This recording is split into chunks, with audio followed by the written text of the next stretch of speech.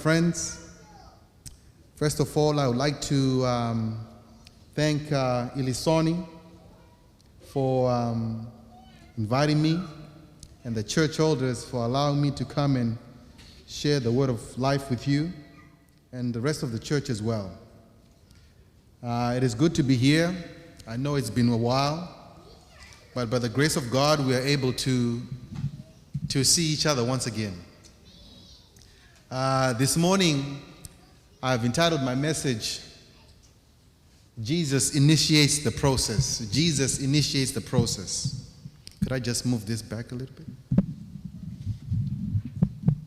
Thank you. But before we get into our message this morning, I would like to, I was asked to introduce myself, to just give you a little bit of background. So for those that don't know, I'm Andrew. I attend Mangravat Church. I've been serving as an elder for a few years now. As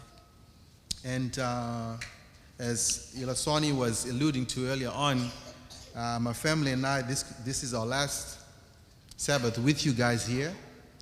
But my family and I, in a few weeks' time, will be leaving to go to the United States.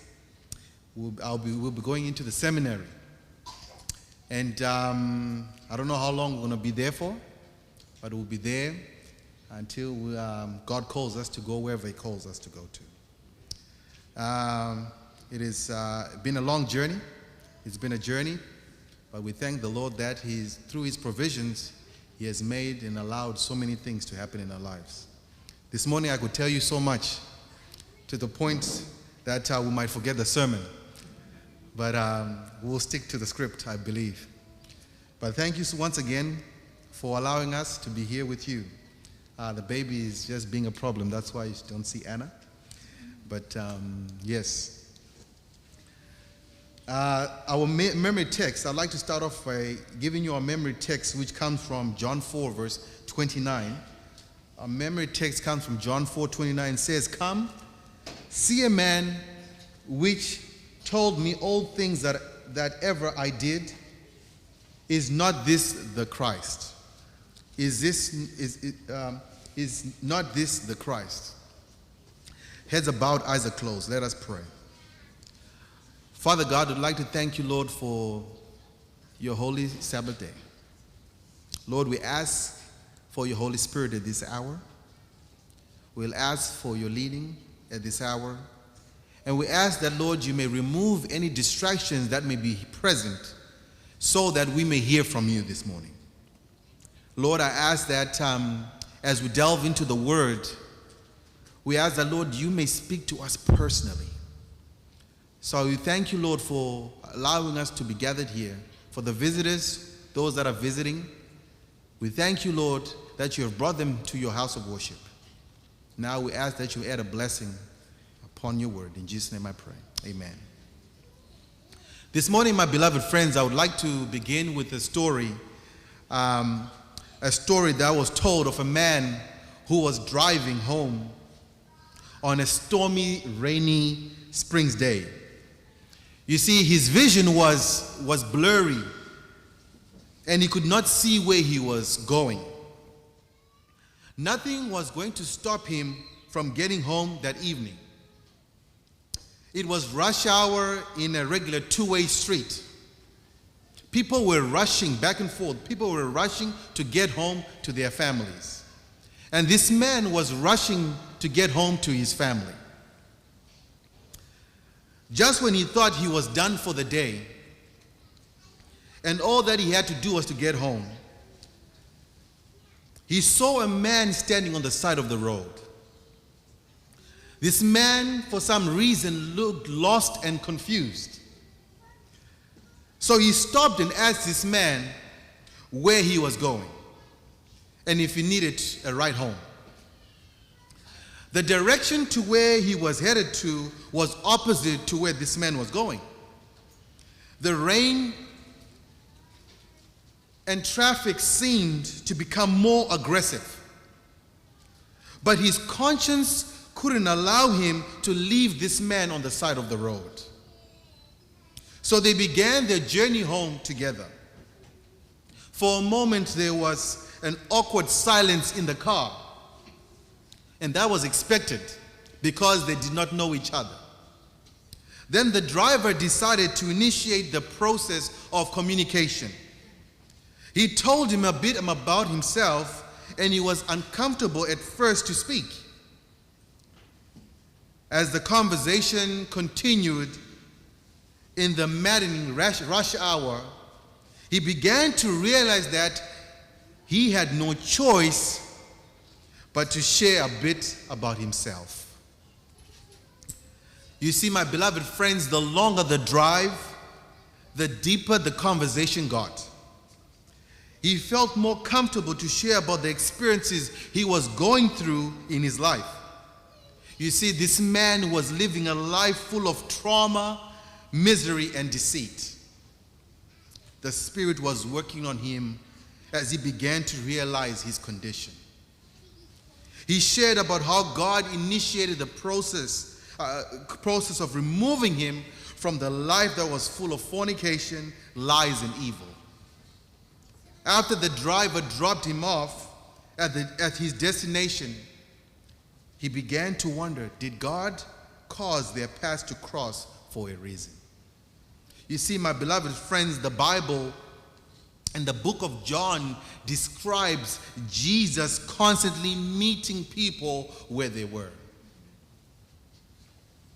He constantly met people in their time of need. In John, we find Jesus traveling to Galilee. And in verse 3 says to us that, but he needed to go through Samaria. You see, Jesus decided to go through this place because he wanted to cross paths with the Samaritan woman to offer her salvation. For some of us, we've probably read this story many times, and we're probably sick or tired of hearing it. But there is power in this story, because we find that Jesus, he takes this route to get to Samaria because there was someone he had to go see. You see, Jesus was willing to break all the barriers that existed and wanted to reach this woman. We can learn important lessons, my beloved friends. We can learn important lessons from Jesus' actions. While it may seem difficult when we initiate communication with Jesus, I can surely say we can be fully restored. You see, my beloved friends, the well that is spoken of in the first few verses, the well was located in Sychar. You see, it was about 30 miles north of Jerusalem, we're being told. You see, Jesus was traveling with his disciples on his way to Galilee to continue their mission. And Sychar was approximately halfway between Jerusalem and Nazareth. Have you ever thought of traveling 7 hours? I want you to think about it. Have you ever thought of traveling 7 hours to talk to someone?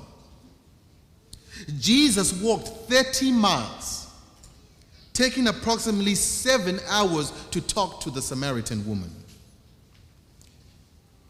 Jesus was serious about bringing the gospel to this woman. On this occasion, he was particularly interested in bringing her to himself. While the conditions of travel had their challenges, the notion of a Jew traveling within this area was unheard of. The hostilities that existed between the Jews and the Samaritans went back centuries. After the Assyrians conquered the northern kingdom of Israel in 722 BC, they deported most of the Jews and replaced them with foreigners. Despite this existing hostility, Jesus goes out of his way to Samaria. We're told in verse 3 that he needs to go through Samaria. So he takes a circuitous route to get to Galilee and stopped by Samaria because someone was there that Jesus had to talk to. In verse 6 to 7, we are told that now Jacob's well was there. Jesus, therefore, being wearied from his journey, sat thus by the well, and it was about the 6th hour. The 6th hour meaning it was noon, midday. You see, while Jesus was weary from his journey, we must remember that the cravings of the human spirit are expressed by thirst. As an athlete, you become tired and thirsty for water because that's what we need as a nutrient for every cell to build up material in our bodies to give life again. You cannot ignore your need for water. My beloved friends, in life, we also experience moments where we thirst for knowledge. Sometimes we thirst for better relationships. Maybe a brother or sister or an uncle or a mother or father does not speak to us. But we want to repair the relationship.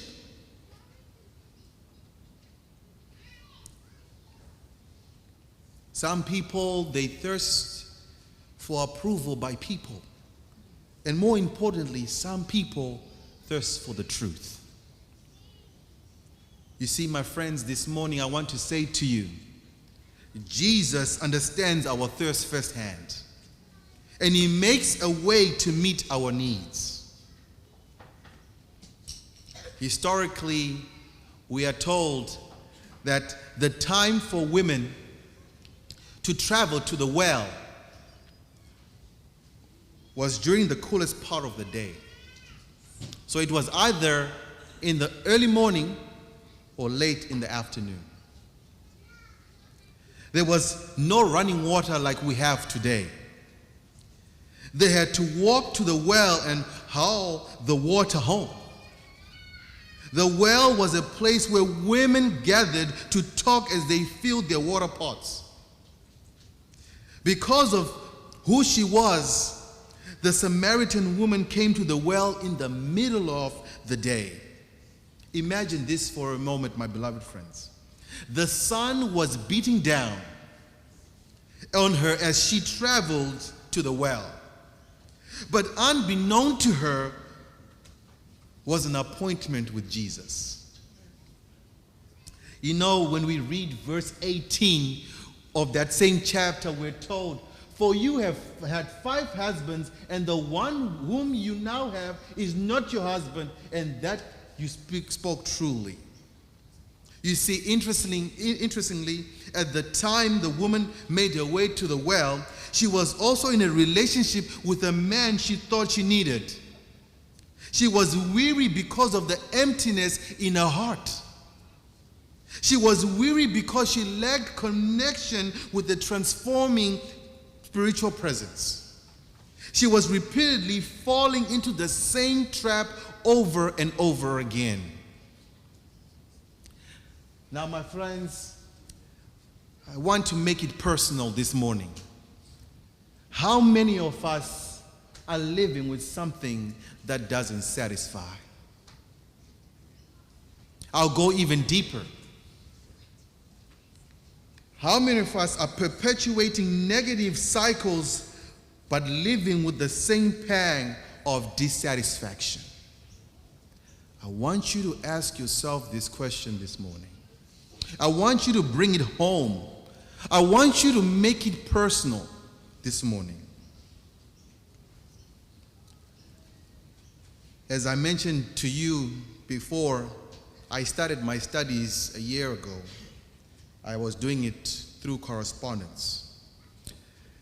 You see, as a seminarian, I used to think that I had made it before I started studying. Having a job would bring me prestige. One day I realized that this job did not bring meaning to my life. And I decided to make a change. I wanted more for my life, like the woman at the well. I was thirsty for something different. However, when we take a closer look at this Samaritan woman who was in deep distress, and Jesus initiates the process of communicating by saying to her in verse 7, give me a what? Give me a drink. In verse 9, we're told, then the woman of Samaria said to him, how is it that you, being a Jew, ask a drink from me, a Samaritan woman? For Jews have no dealings with Samaritans. You see, as we mentioned before, this act was not customary in this day.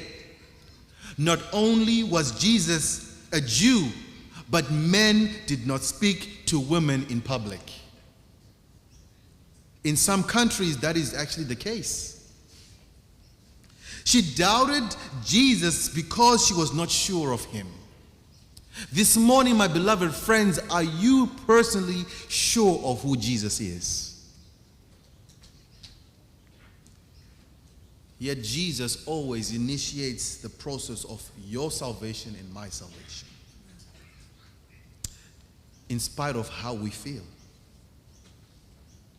Jesus cares. You know, there's a song that says, does Jesus care? My beloved friends, Jesus does care.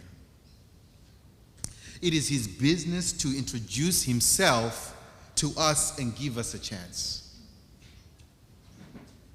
If he didn't care, Jesus would have been here by now. But Jesus is saying, I care and I'm going to give you a chance. In verse 10, then we are told that Jesus answered and said to her, if you knew the gift of God and who it is who says to you, give me a drink, you would have asked him and he would have given you living water. You see, as the narrative continues this morning, we hear the response of Jesus. And what's interesting about this is not that he asked for water, but what he implies. Do you know who I am and what I can do for you? My beloved friends, do you know what Jesus can do for you this morning? He can transform you, move you from a bad situation to a good situation. It's never too late for anyone. There is hope for everyone. Eternal life was being offered to her, and all she had to do was to allow Jesus to be a part of her life. This morning, Jesus is saying, all I want from you is for you to be part of my life. I am the miracle worker. Jesus is the miracle worker. It's never too late.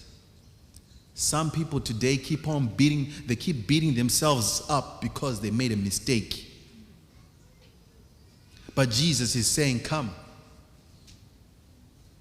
I forgive all sins, and I give second chances. Family members, church members, outsiders don't give second chances. But Jesus is saying, I'll give you that second chance. Don't give up. Come.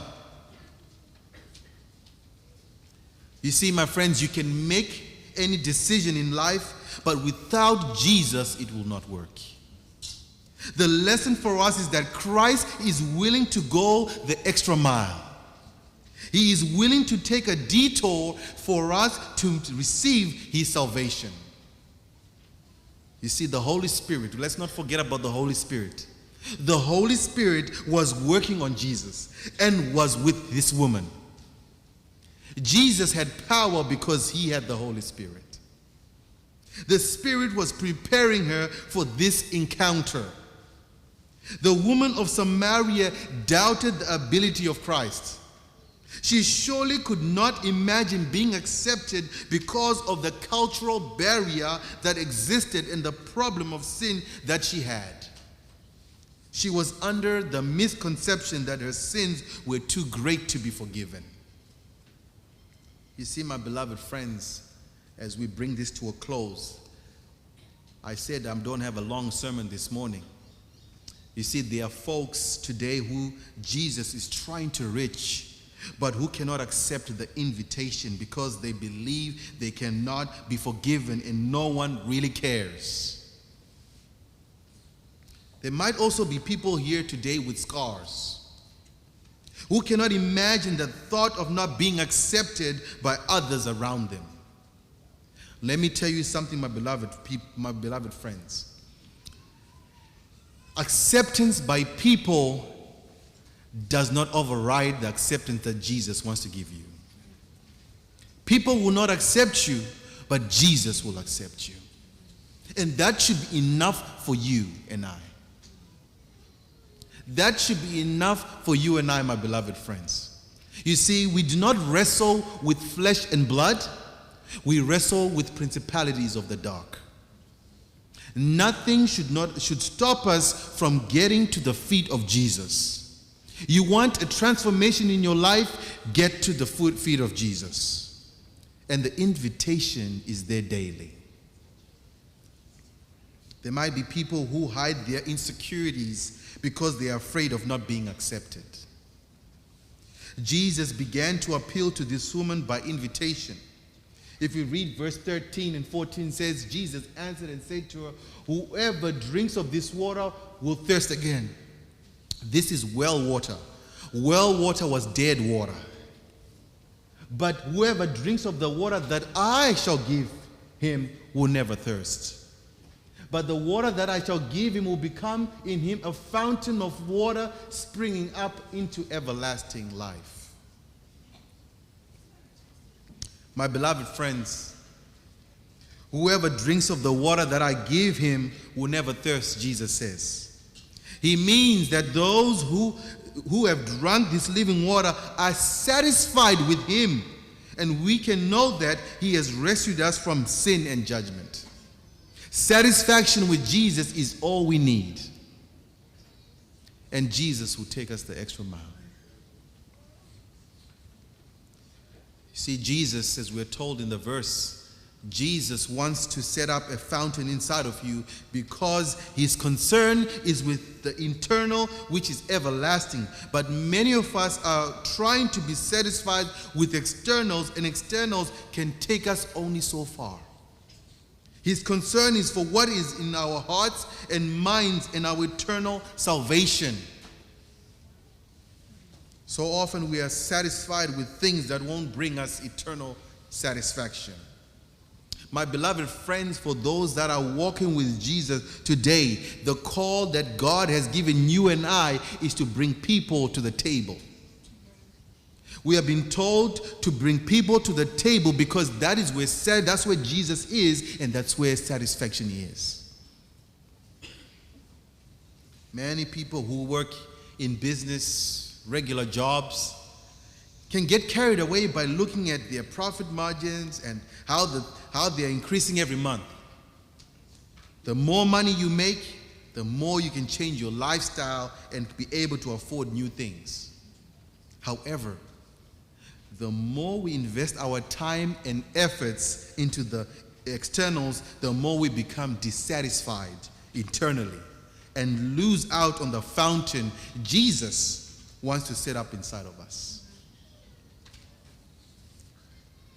I hope this morning you're not saying, Brother Drew, you're hitting us a bit too hard this morning.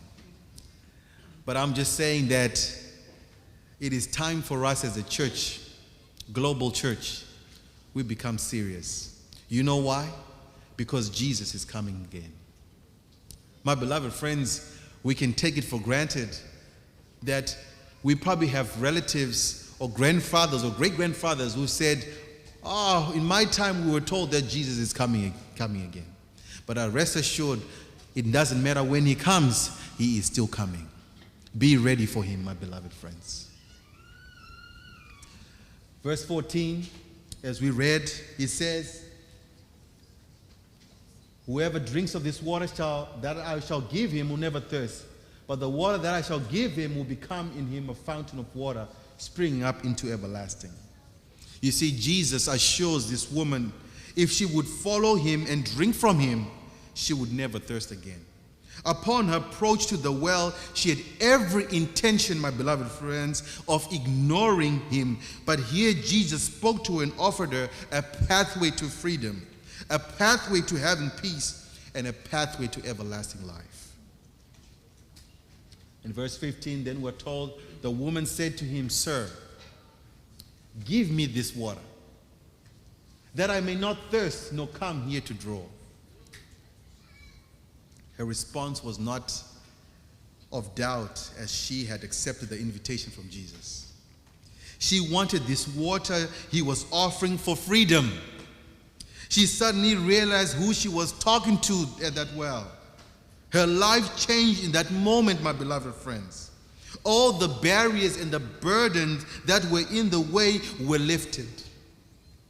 The well water was dead water, but it served as a starting point to reach this woman with the eternally nourishing water of life. Those who come face to face with their own helplessness and sin and give their hearts to him will be recipients of the living waters, my beloved friends. You see, upon acceptance of this water, the woman could hardly wait to get back to the city to share with everyone she knew about this man she had met and what he had done for her. Because the Bible tells us in verse 28 and 29, the woman then left her water pot. She came with the water pot, but she left without the water. Went her way into the city and said to the man, "Come, see a man who told me all things that I've ever did. Could this be the Christ?" My beloved friends, she is already convinced.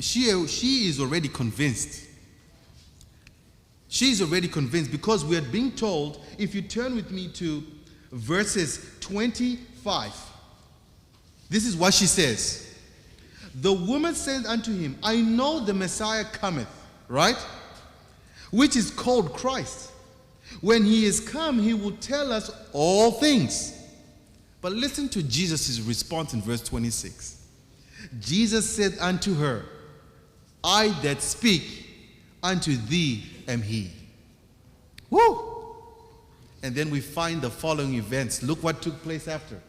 She forgot her water pot because she had received the Messiah and went back to talk to the man. The Bible says she went and told the man. Maybe the 5 men that she was with before were part of those men. And she said, "I've met the man what? Who has told me everything that I've ever done. Could this be the Christ?" My beloved friends, as she speaks to the men in that city, she's asking a question. She is building curiosity. You see, with her report, out of curiosity, the men, we are told later on, want to meet this man that she's talking about. And those men were able to sit with Jesus at the table, and they believed. These people were not believers, but they became believers because of this one person. This morning, as you're sitting where you are, you could be the reason why someone could be saved. You could be the reason where someone can come to Jesus. Through your story, through your personal testimony, you could be the reason why someone will come to Jesus. My beloved friends, Jesus is speaking to us daily. Jesus is searching for us daily. He had to take a detour to go to Samaria. He was on his way to Galilee, but this woman was important to him.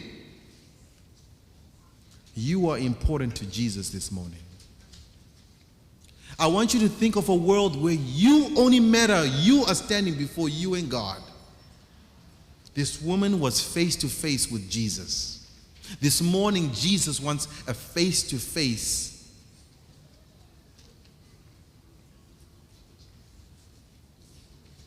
You know, in the spirit of prophecy, we're told that many will receive the truth and testify, as did the Samaritans, that Christ is the Savior of the world.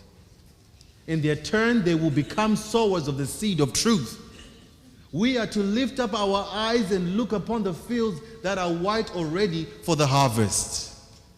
This is the reason, my beloved friends. What God has done in your life, He wants you to go tell someone. The woman had met Jesus and she went and told somebody. She was not embarrassed anymore. You have no reason to be embarrassed this morning. When Jesus appears in your life, you cannot be embarrassed about anything. Because you are important. And Jesus gives second chances. And Jesus does care. So the turning point was a response to God and to Jesus. She had met the Savior of the world. So 3 things happened this morning. 3 things happened in this passage, in this narrative. Jesus initiated the process of communication. Jesus initiated the process of her salvation. And lastly, Jesus initiated the process of her ability to evangelize. The word of truth has come to us, not for ourselves, but to tell somebody. Someone beyond these gates is waiting to be told about Jesus. Allow the Spirit, my beloved friends, allow the Holy Spirit to work within you. You know, I'll share a little story before we conclude. I was talking to one guy. He was of Japanese background. And all of a sudden, we began to talk. He was telling me about his journey. He just started telling me about Christianity. And he was a Buddhist before. And he began to tell me that one of his friends that he went to school with on the Gold Coast introduced him to Christianity. And I said, this is my opportunity, Lord, thank you. And I began to conversate with this man, and I said to him, well, I'm a Seventh-day Adventist Christian, and this is what I believe. And he said to me, you know what, brother?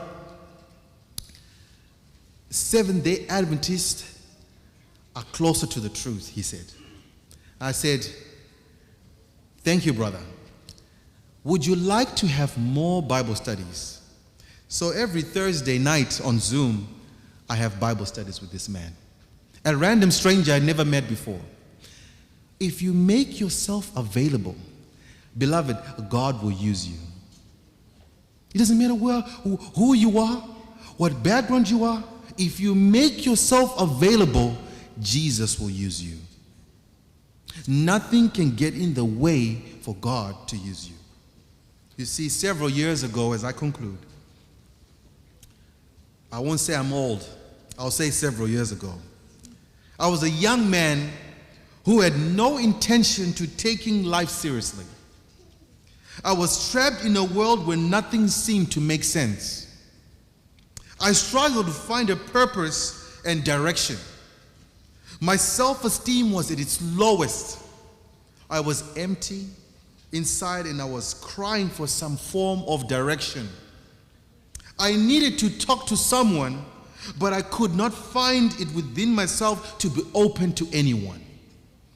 I spent most of my senior years of high school playing sport on the Sabbath, finding happiness in doing that. But there was this vacuum that needed to be filled. My spiritual life was not that great. If anyone was to ask me, how is your relationship with Jesus? My answer would be great. But deep down inside, there was emptiness. I was not attending church regularly, and sometimes I didn't feel like there was a point. I just did not fit in.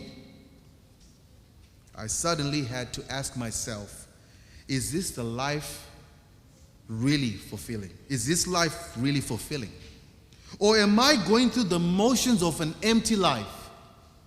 The Lord saw how much distress I was in. At the same time, the church appointed me to be the driver for the pastor who was running an evangelistic series. at the local church. I couldn't refuse because this came with a lot of pressure from my parents to help out the church. So I would pick up this pastor, drop him off every day for 4 weeks without any pay, by the way. We had long conversations each day, and one day the pastor initiated the process of communication. How is your spiritual life going, son? I couldn't help but to share my journey with him. My life changed after those 4 weeks, and I wanted to become like him to serve the people. My friends, my appeal to you this morning: have you had an encounter with Jesus? The woman at the well came looking for temporal nourishment, but left with eternal sustenance. She came looking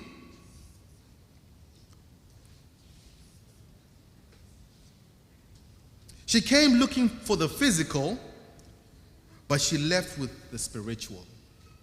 Are you simply living life looking for physical restoration when God is offering eternal spiritual fulfillment?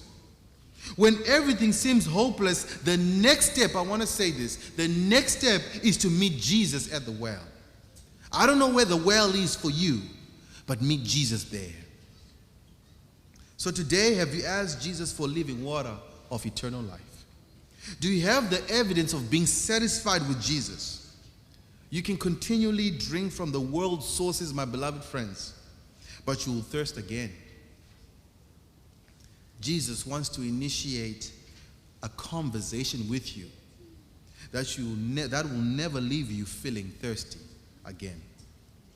So my beloved friends, going forward, may God richly bless you. May you find Jesus at the well. I don't know where it is. May you find him there and be face to face with him. Let it be the only thing in your life. Block out the noise, because there's a lot of noise out there. Jesus wants to have that one-on-one with you. Every encounter, whether a husband and a wife, every encounter with Jesus, remember, it is one-on-one. Make it personal this morning, my beloved friends. Because why? Jesus cares. And we care too. May the Lord bless you. Thank you for having me. May He add a blessing to His word. Amen.